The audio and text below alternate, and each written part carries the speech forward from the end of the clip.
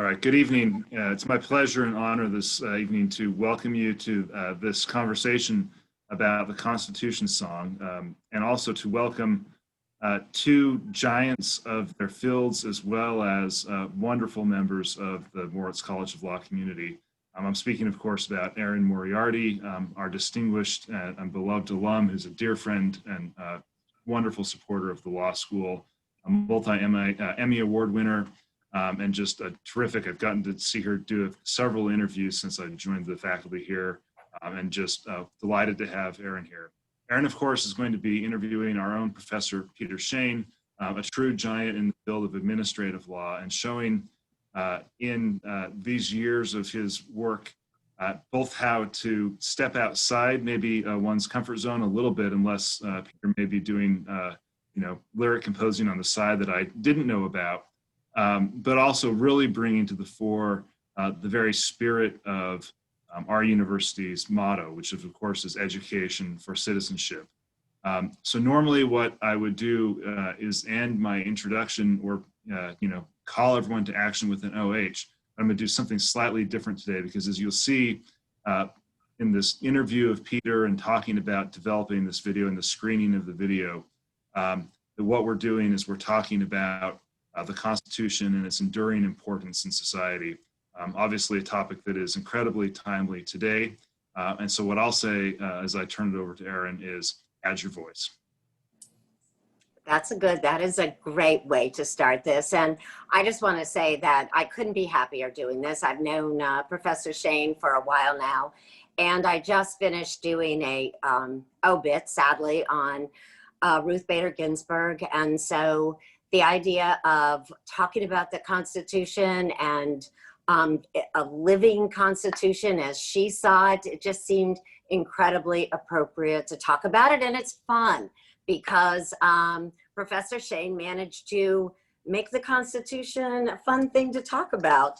So I'm going to start with, we're going to see the video. I know everybody wants to see the video, but first I want to get just a little bit of background from you, Professor. As I said, I've known you for a while. I know you as a professor who's been teaching constitutional law for almost 40 years, who's written more than 60 law review articles, but somehow I just never put you together with a rap video. How did this come about? This idea was planted in my head by a friend who actually appears in the video.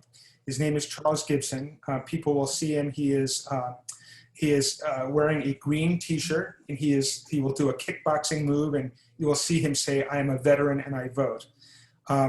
I've been doing physical training with Charles for about the last decade. We see each other twice a week, and we've become good friends. So in 2016, in the summer of 2016, I got to see Hamilton for the first time in New York. This was my family's birthday present to me. We bought tickets for everybody, and not great timing. Lin-Manuel had left the cast a week earlier, but he had a worthy successor. And I came home and I was raving about this musical to Charles, and I, in my way, performed a couple of the opening lines of the first song. And he said, "You should do that." I said, "What?" He said, "Well, you've been teaching constitutional law for a long time, so you should write a rap about the Constitution that makes young people want to vote." And I thought that was an awfully random challenge to pull out of the air, particularly since, we had never discussed any prior lyric writing activity on my part. As it happened, I've sometimes joked, that I do feel I have lived my life as just like Bernie Taupin, except for two things. He's a more talented poet, and he met Elton John. So I have my own bags of lyrics, but no musical collaborators. But I've dabbled sort of and did back in college. So the idea just kind of stuck with me, and I suppose it's not impossible. I would have thought of someday writing a song about the Constitution, But connecting it to the idea of voting and motivating younger voters, potential younger voters, to get out there and register and vote, I don't think I would have made that connection if Charles hadn't said so. And I can tell you from my experience of him as a physical trainer, he likes getting people out of their comfort zone. And this was just one more. And it just sat with me for a while until something, started to gel some months later on. But this is quite a challenge. I mean, it's one thing for Lin-Manuel Miranda to make a man like Hamilton come alive. You're making a piece of paper come alive in a video. I mean, that's a challenge. Thank you. I will say, though, that one way of making it come alive is to make clear that it's a human project. It's not, it was not handed down, from the mountain on high. Real people created it. They created it in response to an actual set of problems. It was imperfect to start with, and it's been changing ever since. As the song says, sometimes we change the text, sometimes interpretation. It's not the same as it was, in 1789. But I wanted to convey a sense that, in a way, it's a kind of a story, and it embodies a story that has gone on for 230 years about so far, 231 years, I guess. And it's a story to which a lot of people have contributed. And, like a lot of good stories, the more voices you get to hear, the better the story is. So, that's kind of the mood that I was trying to create. So Charles Gibson suggested this back in 2016. How long did it take to do this? And how did you finance something like this? Because when you see it, when everybody sees it, they're going to see that, this is quite the undertaking. Yeah. So one thing, so this, the video lasts 6.5 minutes, and there are so many steps involved in it. I am just in awe of folks like you, Erin, who managed, to put together, an hour-long program week after week. It just seems an impossibility to me. But in any event, what happened? So it took, I don't know, maybe about 8 or 9 months before I had the first draft of a lyric. It took a while to start, and we recently, I'm sorry, we recently, our dog hit the Rainbow Bridge, as we say. And oh no! After many years, we did a lot of walks together, and if he could have said anything, he would have said, enough rhyming about the Constitution. I know you're working this out on our walks, but this is driving me crazy. But on one of those walks, I think as I remember, what occurred to me was maybe two things. One was the opening just couplet. Americans whipped the British and secured their independence. And then I remembered that actually in Hamilton, Miranda does rhyme at one point, independence and descendants. So I thought, oh, that didn't guarantee a country fit for their descendants.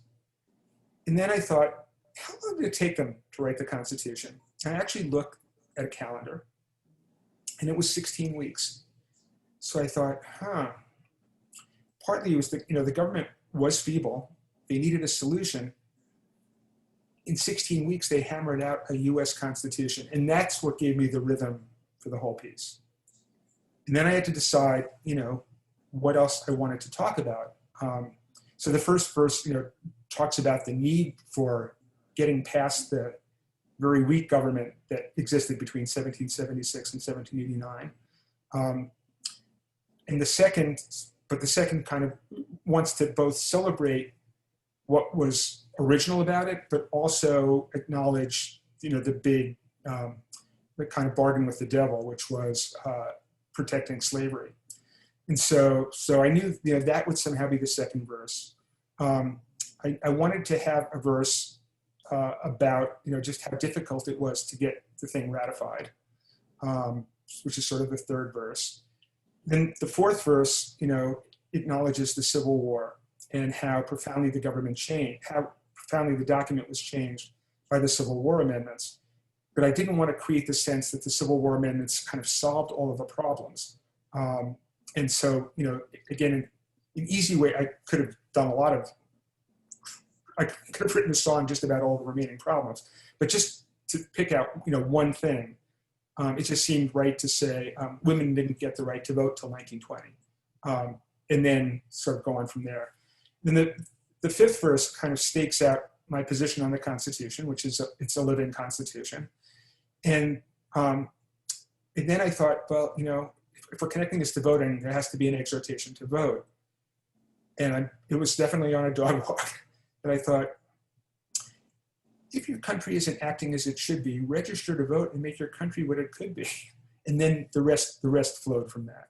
So it took maybe 8 months again to have a draft. I thought at one point, I wanted one of the sort of exhortation lines to be, or couplets to be in Spanish. So I wrote out what I wanted to say in English. We have a wonderful assistant dean for international programs, who's a Venezuelan-born American, and Dean Fernandez was good enough to help me with the Spanish translation. Actually, when she translated my words, I realized it didn't scan, so I had to change the English a little bit, but I changed it to something I like better, because instead of saying we need a solution, it was easier in Spanish to say we are the solution. So that was part of the process.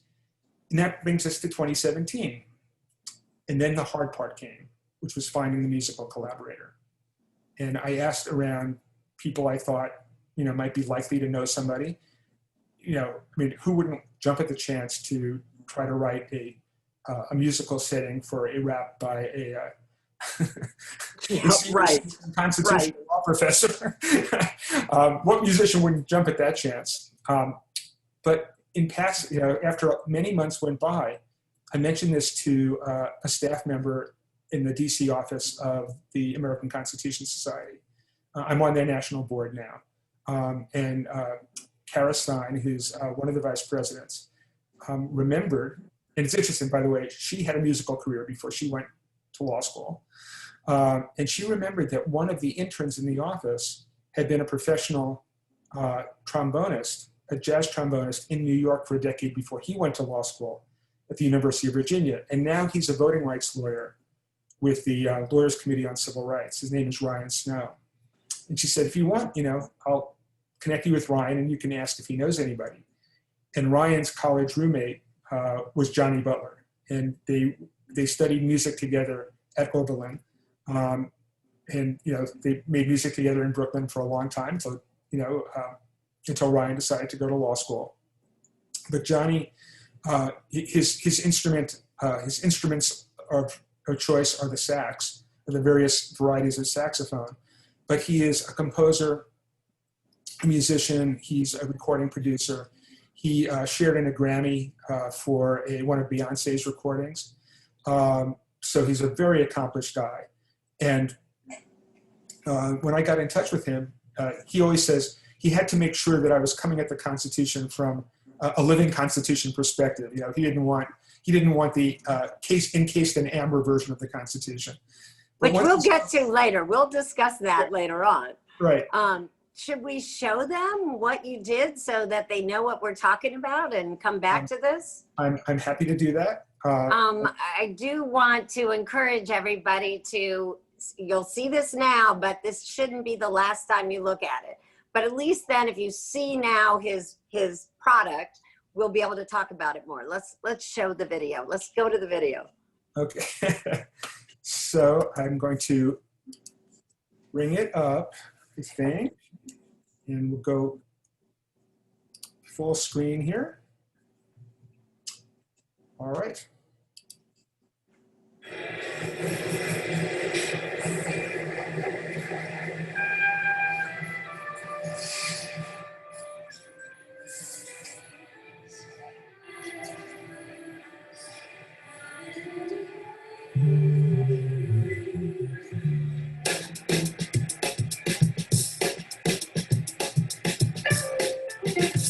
Add your voice. Add your voice. Add your voice to the Constitution song. Americans whipped the British and secured their independence. That didn't guarantee see a country fit for their descendants. The states at first agreed to just a loose confederation. They didn't have the unity it takes to forge a nation. So 4 years after wartime, Philly saw a secret meeting of men who knew without a change their freedom would be fleeting. Their government was feeble. It needed a solution. In 16 weeks, they hammered out a U.S. Constitution. Add your voice. Add your voice. Add your voice to the Constitution song. Drafters feared their wobbly league of states would lead to ruin. From now on, we the people must be joined in perfect union. In such a bold experiment, they had to take some chances. They built a federal system and a structure with 3 branches. A Congress to enact the laws, the courts to judge correctly. A president takes care the laws are carried out directly. A lot of it was brilliant, but some of it was knavery. To get the southern states to join draft-protected slavery. Add your voice.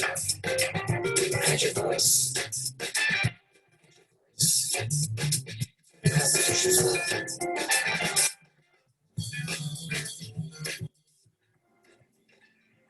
States had varied interest, their differences were vast. But delegates agreed they had to get a charter passed. Some states signed on with promises there'd soon be some amendments. The Bill of Rights brought 10 of these. Their impact is tremendous. We have free speech, a robust press, the right to pray or not. Limits on police power, but not on private thought. Success was never certain, despite the revolution. It took 10 months to ratify the U.S. Constitution. Add your voice. Add your voice. Add your voice to the Constitution song. Add your voice. Add your voice. Add your voice to the Constitution song. From bondage, thousands tried to flee. We still salute their bravery. 620,000 soldiers died because of slavery. The Civil War amendments, they finally set a new direction by promising due process and for everyone equal protection. Women didn't get the right to vote till 1920. The times are still a-changing, and the challenges still plenty. No government is perfect. We still need new solutions to live up to the promise of the U.S. Constitution. Add your voice. Add your voice. Add your voice to the Constitution song. Some will try to fool you, say the Constitution's static, just like a piece of parchment getting dusty in the attic. But every generation that gets to fight for new improvements. We have this Constitution that was built on protest movements. Sometimes the people change the text, sometimes interpretation. But either way, a change can come when justice rules the nation. Ningún gobierno es perfecto, somos la solución para cumplir con la promesa de la Constitución. Add your voice. Add your voice. Add your voice to the Constitution song. Our founding generation thought the king was a disaster. They fought to make a country where the people would be master. So if you think your country, it isn't acting as it should be, just register and vote to make your country what it could be. Seize your part in history and make a resolution. Together, let's give meaning to the U.S. Constitution. Their government was feeble, it needed a solution. And now we get to build upon the U.S. Constitution. Add your voice. Add your voice. Add your voice to the Constitution song. And make a difference. Add your voice. Add your voice. Add your voice to the Constitution song. Stand up for your own vision. Add your voice. Add your voice. Add your voice to the Constitution song. You're a part of the people. Add your voice. Add your voice. Add your voice to the Constitution song.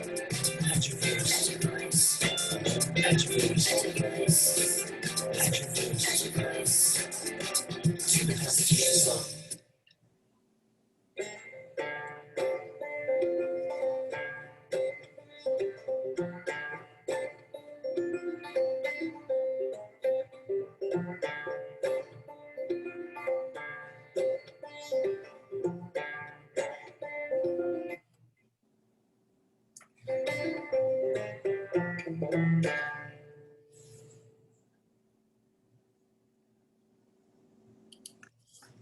That's terrific. I want to restate, I think that everyone here, you should see it again. Every time I look at it, I see something different. In fact, this time, Professor Shane, I saw your cameo. Hadn't seen it before.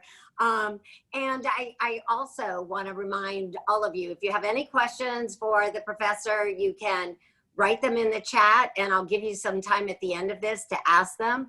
But I have a lot of questions. First, this was done during the pandemic. So I assume that it came out a little differently because of that. Weren't you originally planning to have all the dancers together? Absolutely.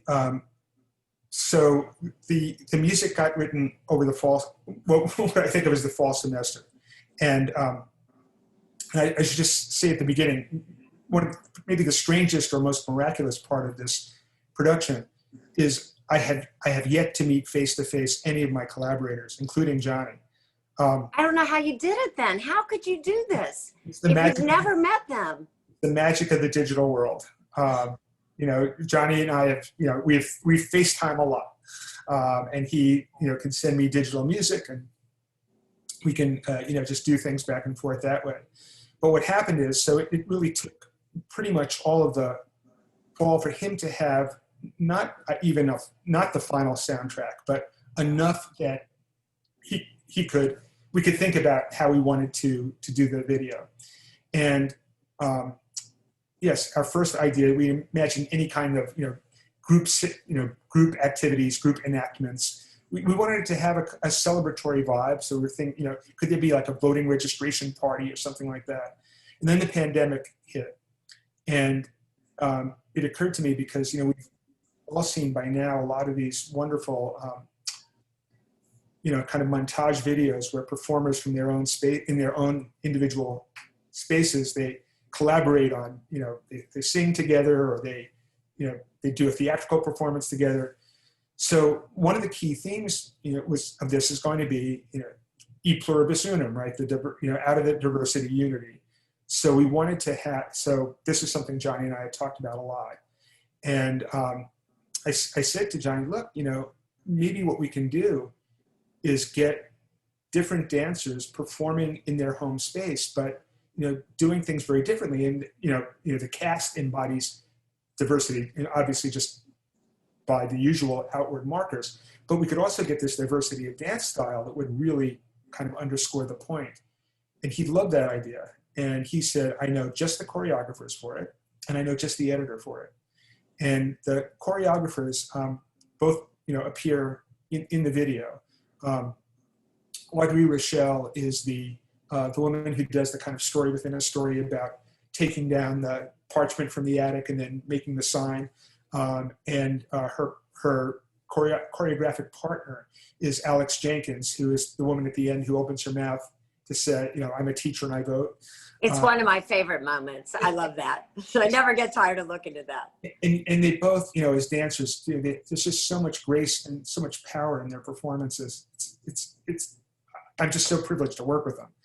But, you know, they immediately got what we were after, and they recruited all of the dancers, except for, we have two, you know, Johnny and I recruited one friend to be in this, and then I recruited one other dancer So, my friend was Charles. I didn't feel right about doing the video without him, and I knew, getting him to move on screen would not be a problem.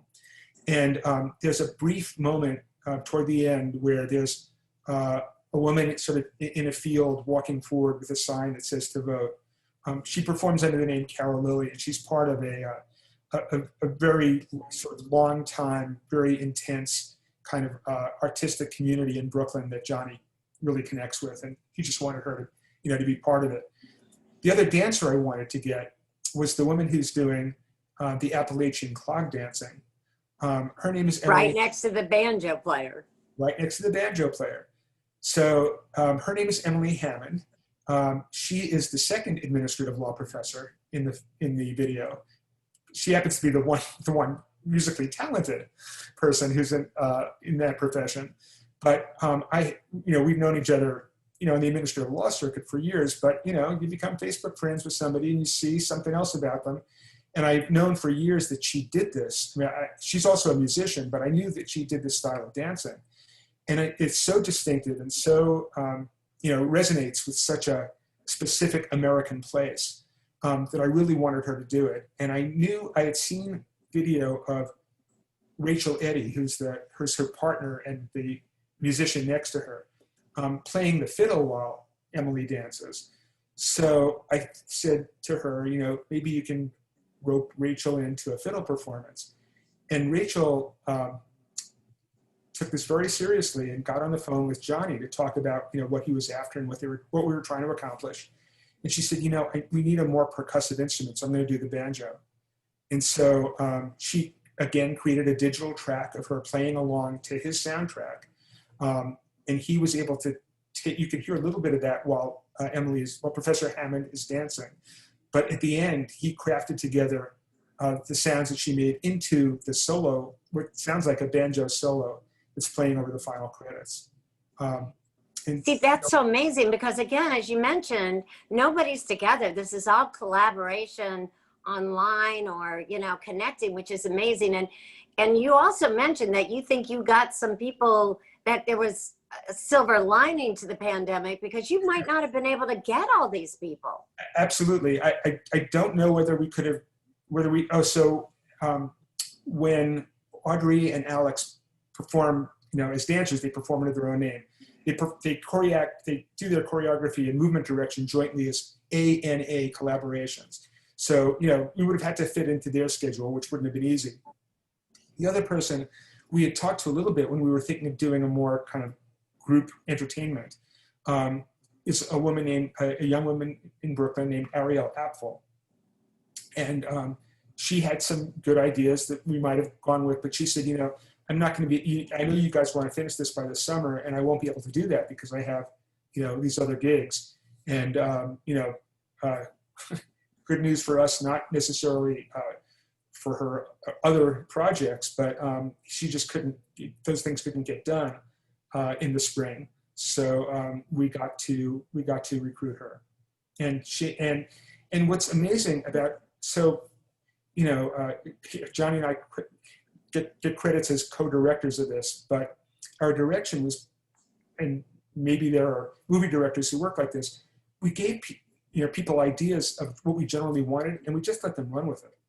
So, it was, so Audrey and Alex, created a lot of the common movements that you see where people do this thing with add your voice and, and the sort of saluting and all of that.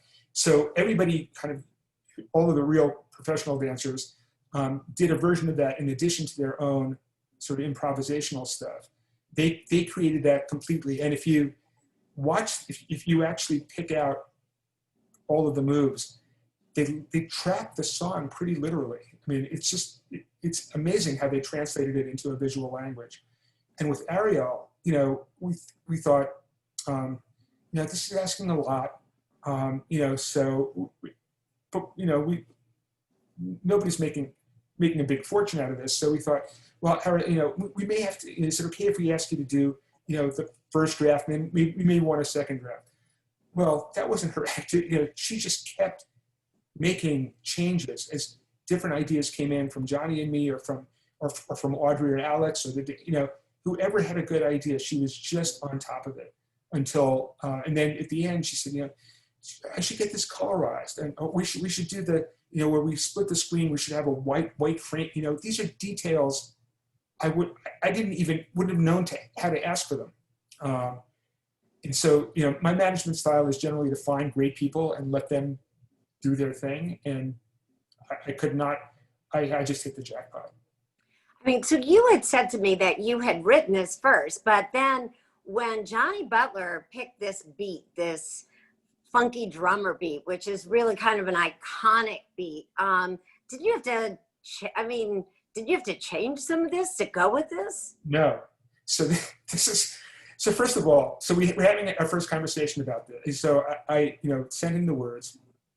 And the other thing I should say is in the spring of 2018, I was teaching a first-year course in legislation and regulation.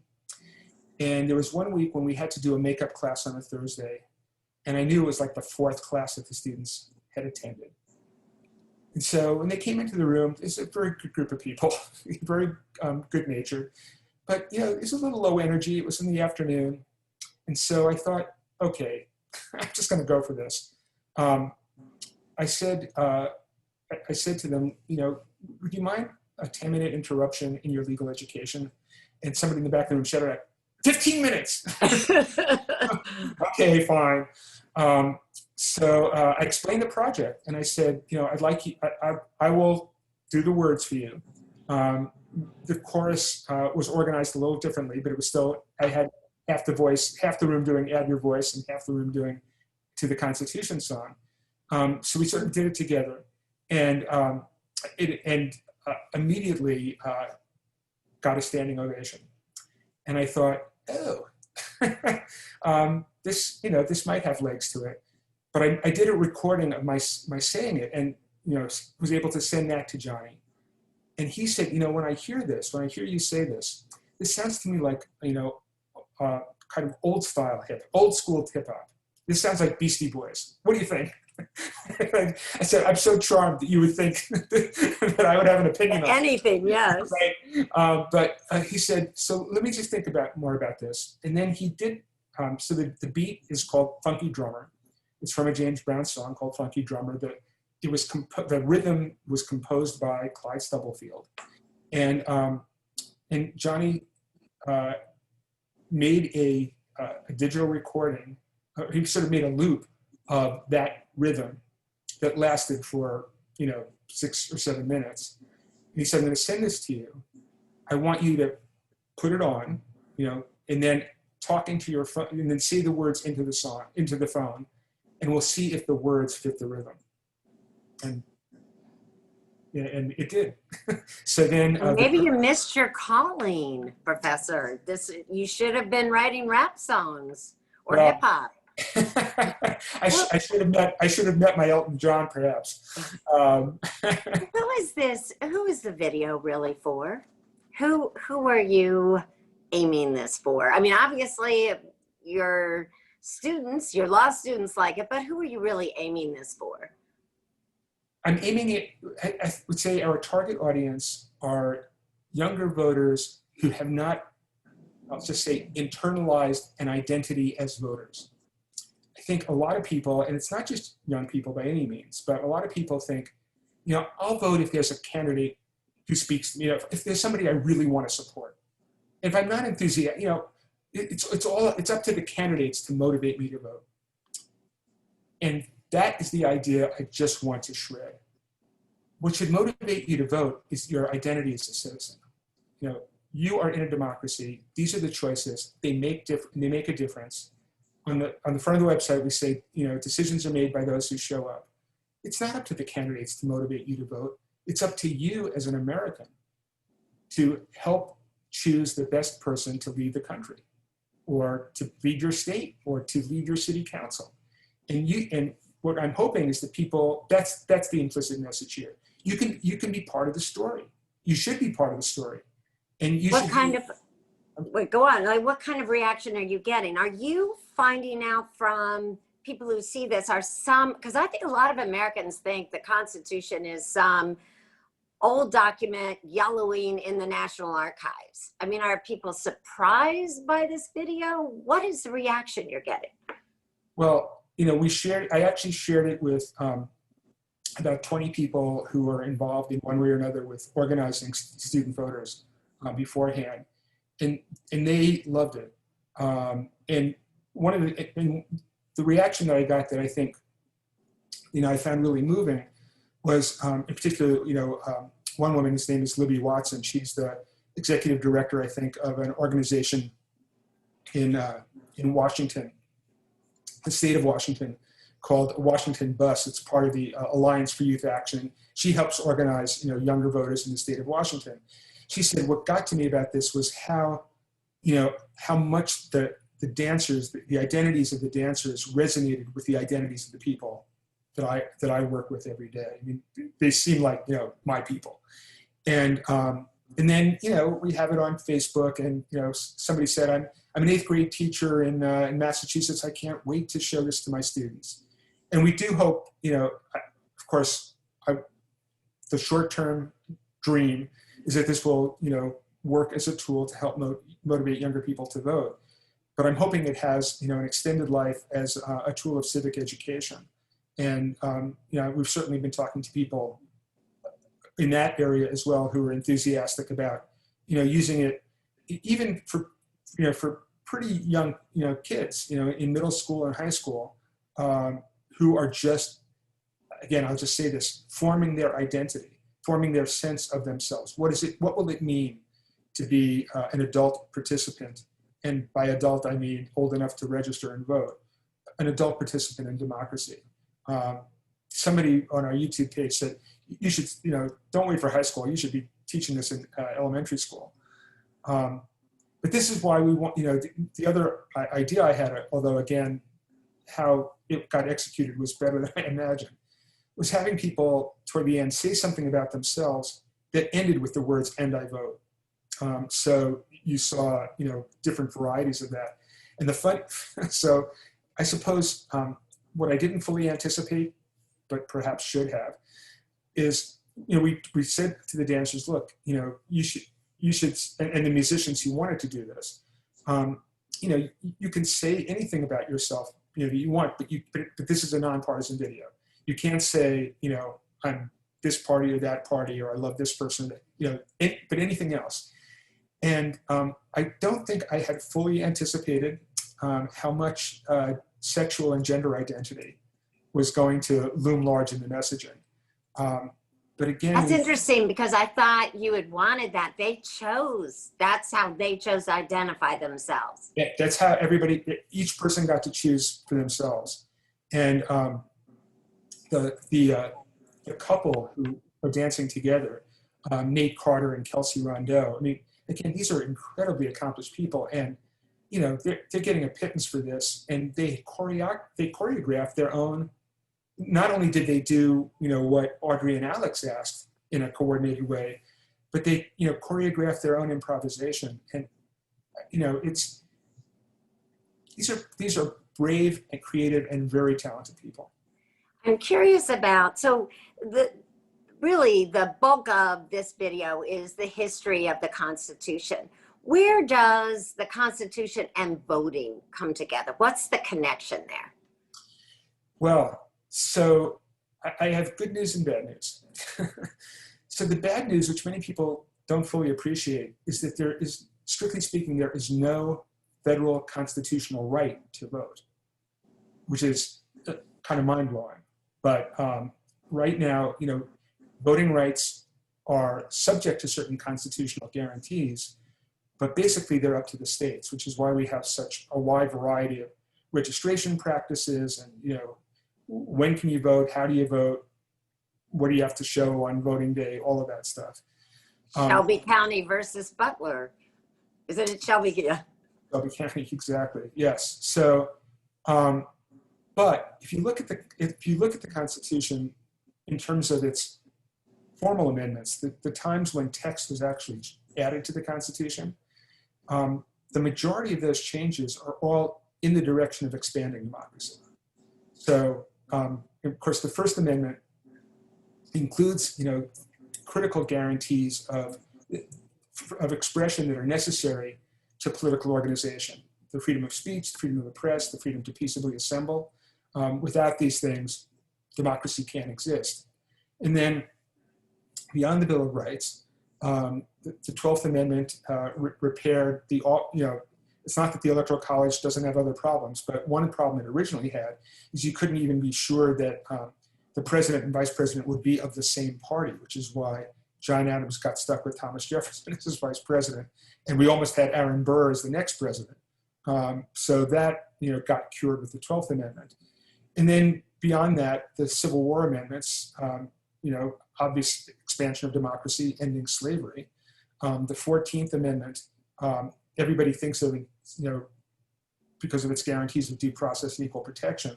But they also had this provision where they anticipating that the southern states might not ultimately go along with this, that if the states did not entirely enfranchise their male populations, at least, their population in Congress was supposed to be reduced. The representation, I don't know whether that actually happened. The 15th Amendment ended, at least as a formal matter, not as a real life matter, but as a formal matter, it ended race discrimination in voting. You had the 17th Amendment, which made the Senate an elected body and not chosen by the state legislatures. The 19th Amendment gave women the right to vote. You have more recently, I guess, the 22nd Amendment, which provided for the two-term limit for the presidency. I think I often say that the most amazing thing that George Washington did in terms of laying the groundwork for the democracy we become is stepping down voluntarily at the end of 2 terms. It was an extraordinary thing for somebody to do, when he, in the late 18th century. And, we will be forever in his debt, whatever other sins he may have created, because he did that.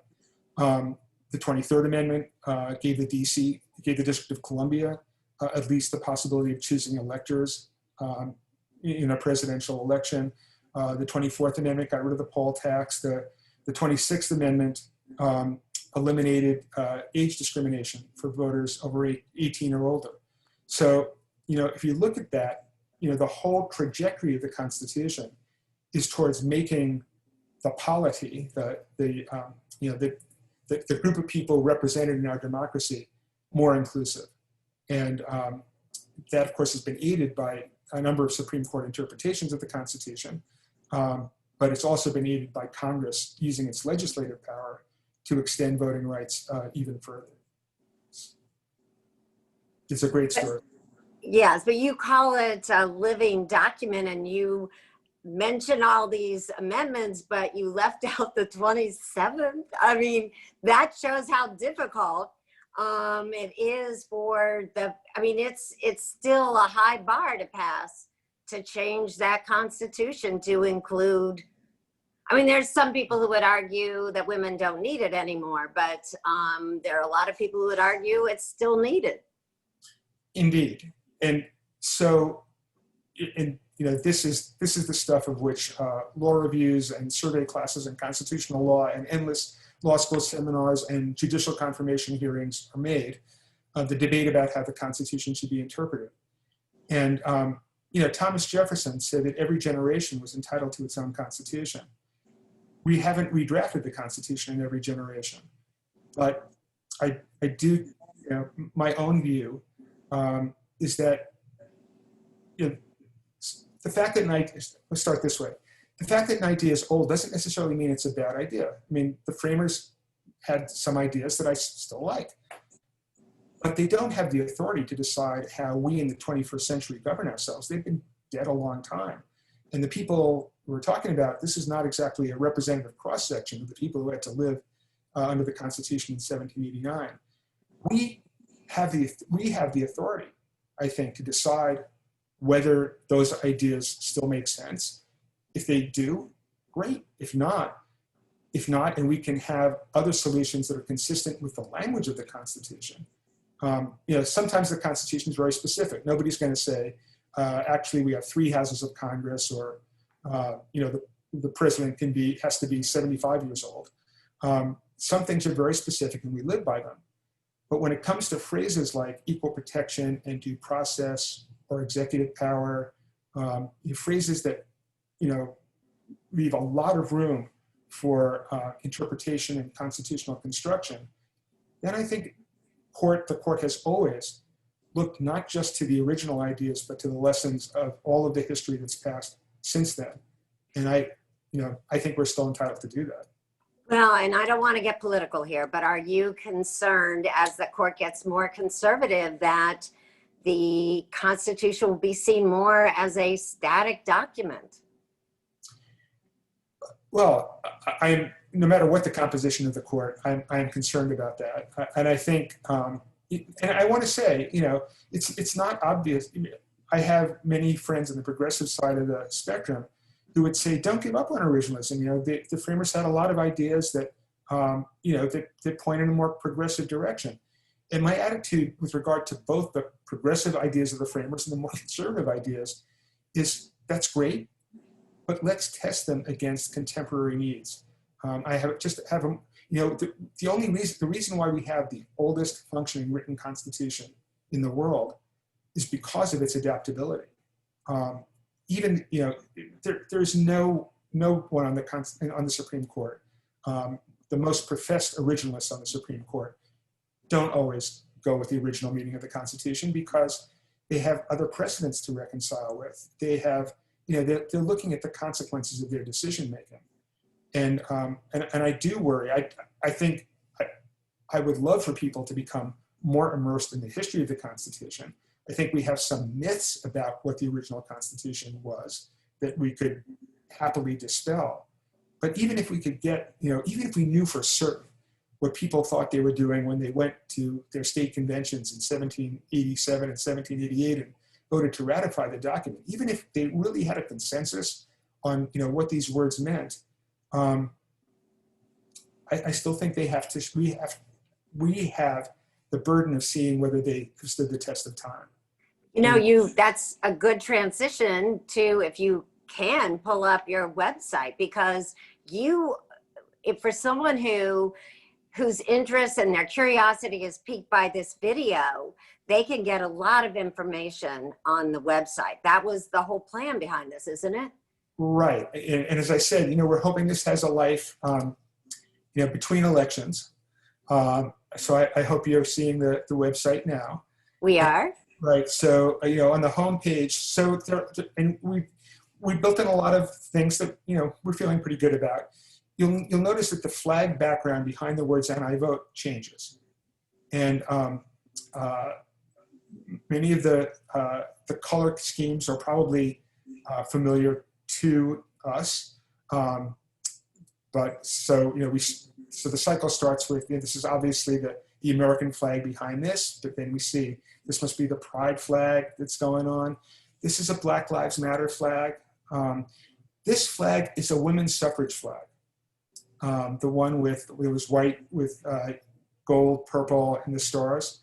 That was from a women's suffrage campaign. And then, we want people to know that decisions are made by those who show up, which is why we have that, the graffiti there. And we just want people to know that this is the oldest written constitution. And it's that because it speaks to we the people of every generation. So what we've added to this, so if you can, of course, play the video, but we're hoping that people also get interested in the meaning of the lyrics.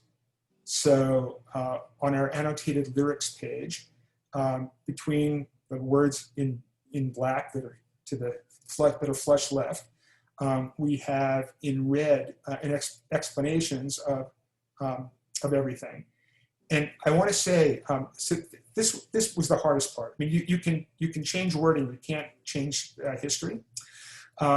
So there were a couple of things that sort of at the last minute I realized were not quite right, and because of the needs of art, we had to change a little bit.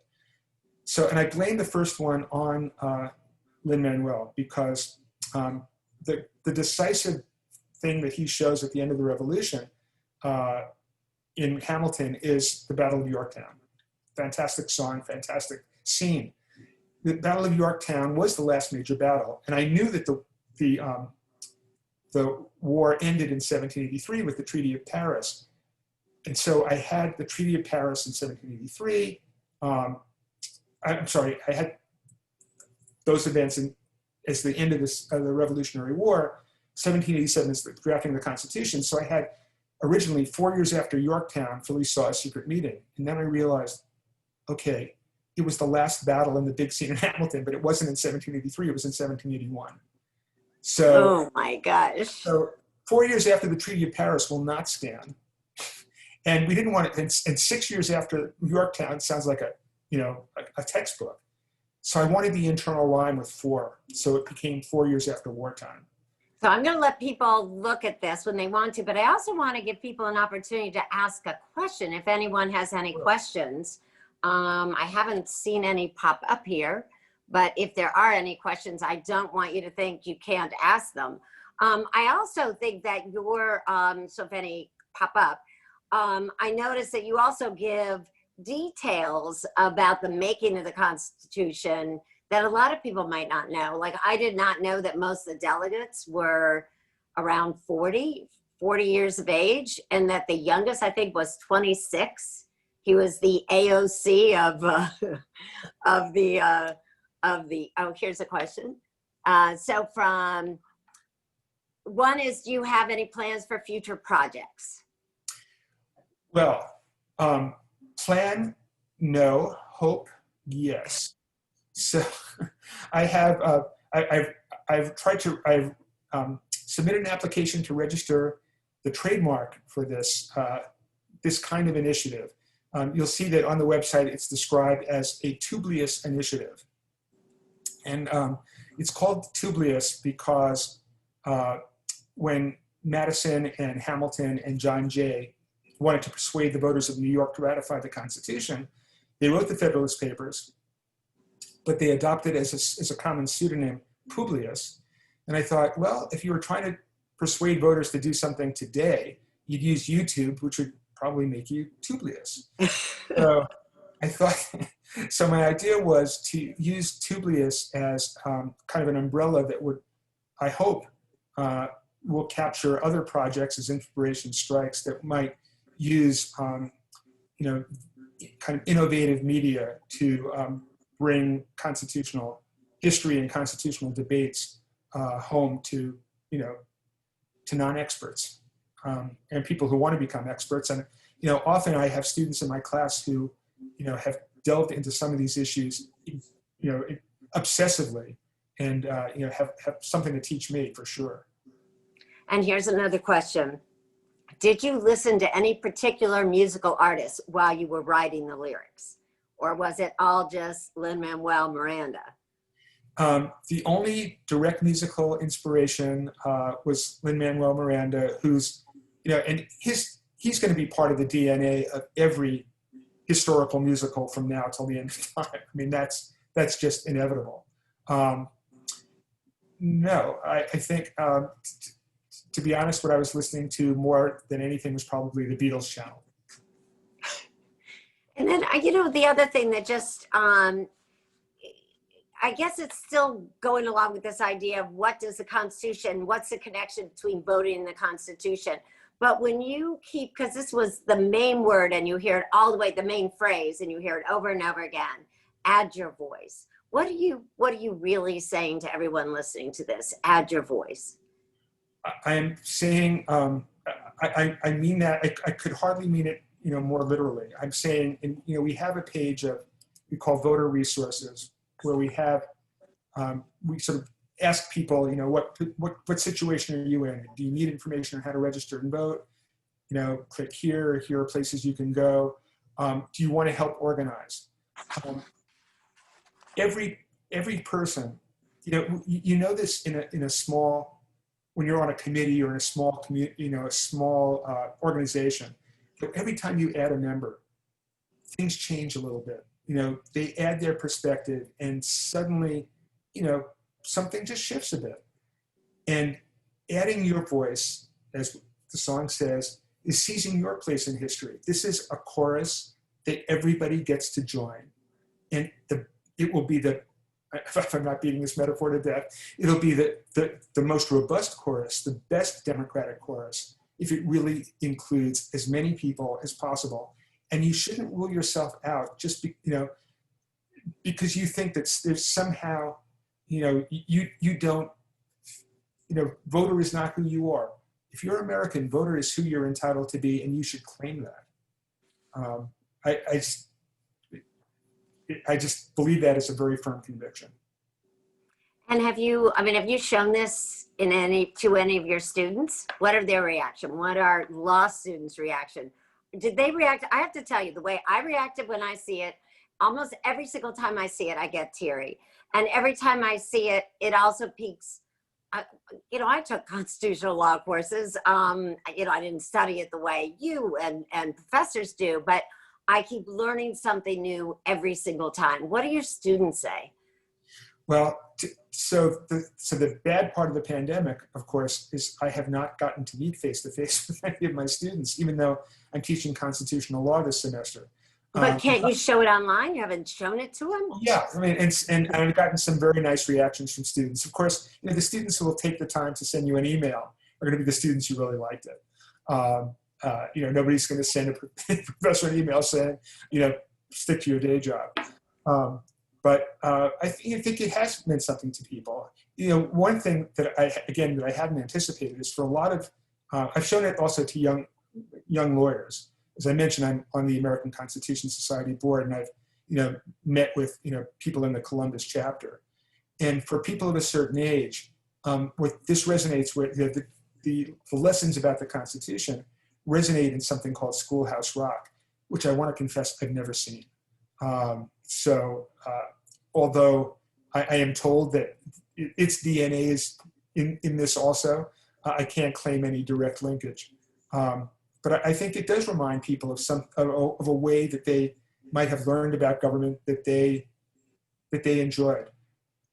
I'm delighted that people, the idea that you feel moved by it and feel moved by the performances, and I find the performances very moving, really touches me. The vibe that we were looking for was celebratory. We want people to have a sense almost of obligation to vote, but it shouldn't be like obligation like I have to eat these lima beans because that's what's been served to me. It should be like, this is one of the easiest ways I can show my fellow citizens I care about the future of the country we share.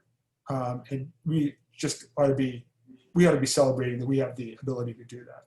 Well, I think in a way that is what made me teary, because as you know, this is a year where the country's really divided. There's a concern about voting, this idea of, do I send in a mail-in vote? Do I vote in person? And so to see the joy on everyone's faces and that almost assurance, of course I'm voting. And as I told you, I love when she opens her mouth, and I vote. I think that's what makes me teary, that it's the first time I've actually seen it as a thing that we should be really grateful for, not something we're worried about and what's going to happen. And it's just been the cheeriest thing I've seen in a year that has been fraught with anxiety and stress, and a president who says that he might not, if he gets voted out, he might not leave.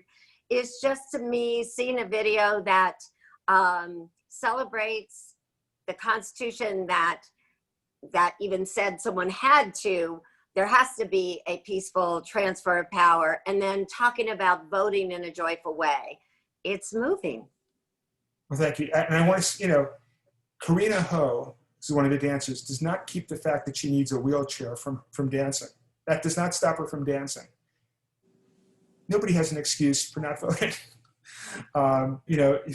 And we want, that's why we wanted to have, and you saw, one of the dancers, one of the coolest dancers in the video, is a woman named Deborah Zalkind, who is who's the person sort of obviously not in her 20s, who's kind of dancing in her dining room. She's just fabulous. And we wanted the kind of obvious ethnic diversities, racial diversities, gender performance diversities, the ability diversity, the age diversity. But the message from that is not always just, oh, it's great, we're diverse. It's that no matter who you are, you have this privilege, you have this right, you have this obligation to be part of the democratic chorus. And that's why we made a big deal of that element. I want to thank you very much for talking about this video. Again, I want to remind everybody, take a look at it a couple of times. Go back and look at it, because every time you'll see something different, it will make you want to look at the lyrics. That made me go back and look at, and also look at the section of all the facts about the making of the US Constitution, who did it, how young, what states were involved. It's a lot of the kind of information, if you knew it, you might have forgotten it. But thank you, Professor Shane. This is great. I really appreciate it. Well, I love And good talking. night, everyone.